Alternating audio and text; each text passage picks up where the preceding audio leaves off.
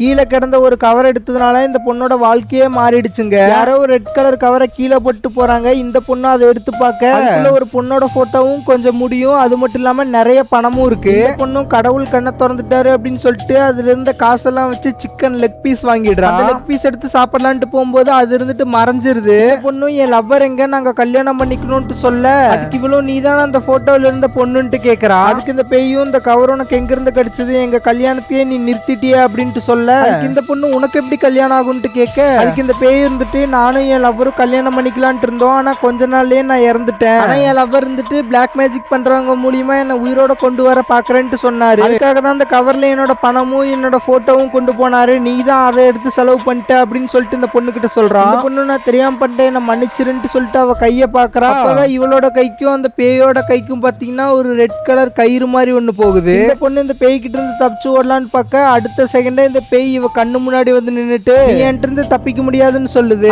நான் தெரிஞ்சுக்கணும் மறக்காம பார்ட் 2 கமெண்ட் செக்ஷன்ல கமெண்ட் பண்ணிட்டு அப்படியே அந்த வீடியோக்கு லைக் பண்ணிட்டு நம்ம சேனலை ஒரு சப்ஸ்கிரைப் பண்ணிக்கோங்க ஃப்ரெண்ட்ஸ். By by.